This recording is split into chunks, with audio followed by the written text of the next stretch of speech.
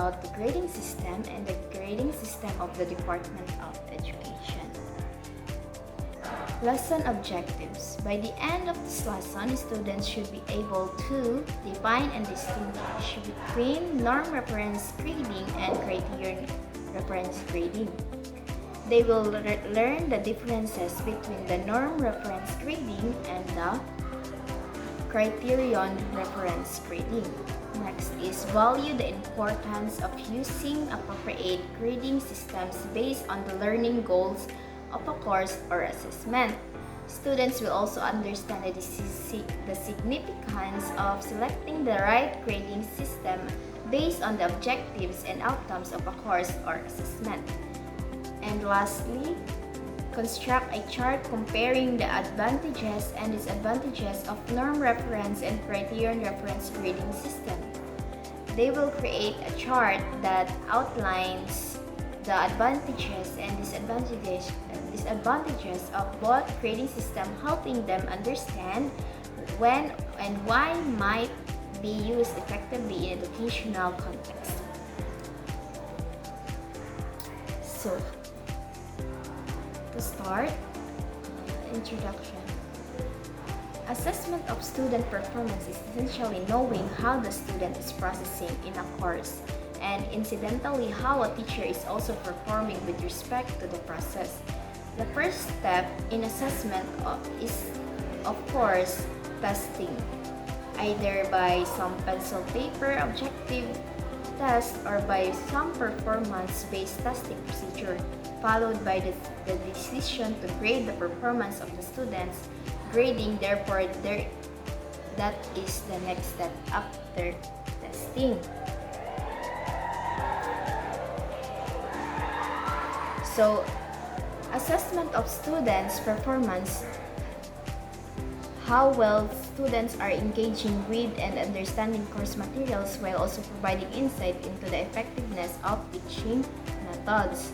It begins with testing, and the next is grading. So, if after testing, the next step is the grading, which evaluates the students' results and provides feedback on their progress. And grading is the key component that follows testing to quantify the level of achievement. Now let's proceed to the norm reference grading. What is norm reference grading? So, norm reference grading refers to a grading system where a student's grade is placed in relation to the performance of the group.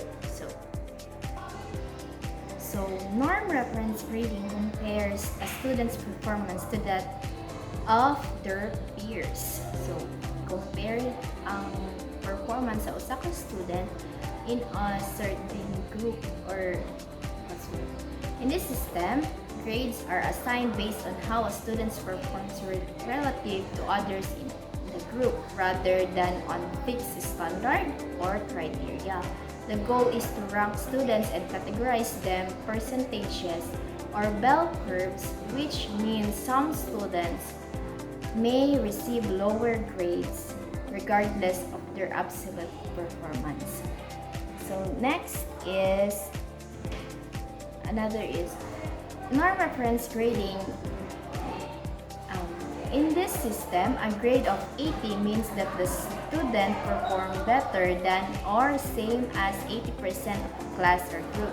At first glance, there appears to be no problem with this type of grading system, as it simply describes the performance of a student with reference to a particular group of learners. So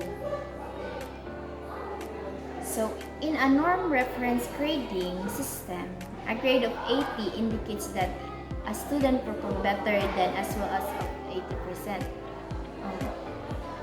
It can create unnecessary competition rather than fostering individual growth.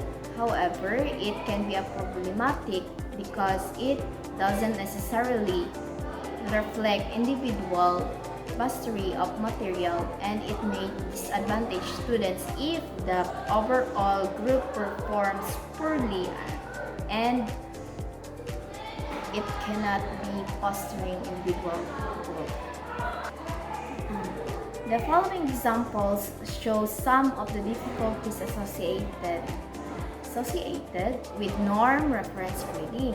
A equals 30, 40, 50, 55, 60, 65, 70, 75, 80, 85, while B is R 60, 65, 70, 75, 80, 85, 90, 90, 95, 100. So in the first class, the student who got a raw score of 75 will get a grade of 80%, while in the second class, the same grade of 80% would correspond to a raw score of 90. Indeed, if the tests used for the two classes are the same, it would be a rather unfair system of grading. A wise student would opt to enroll in class as since it is an easier to get higher grades in that class than in the other class of class B. So on that given example, the system encourages students to choose classes with easier grading curves, undermining the fairness of academic assessment. We have here the grading policy in norm reference grading. So 1.0 is equivalent to excellent equals to top 15% of class. Then 1.50 good equals next 15% of class. 2.0 average or fair, next 45% of class. 3.0 poor or pass equals to next 15% of class, and 5.0 equals to failure equals bottom 10% of class. We have here the following intervals of raw scores to grade equivalents are computed. So, raw score, we have a 3-column raw score, grade equivalent, and percentage. So, as you can see, in a raw score, there is a below 55, 55 to 60, 61 to 65, 66 to 75, 76 to 80, 81 to 85, above 84. So below 55, the grade equivalent is fail, and percentage 1%. So 55 to 60, marginal pass or 4%. 61 to 65, pass, or its percentage is 11%. 66 to 75 is average, percentage 68%. 76 to 80, above average, 11%. 81 to 85, very good, 4%. And lastly, above 85, excellent, 1%. Criterion-Referenced grading. So, what is Criterion-Referenced grading system? So, this system are based on a fixed criterion measure. There is a fixed target in order to obtain a passing grade in a course, regardless of how the other students in the class perform.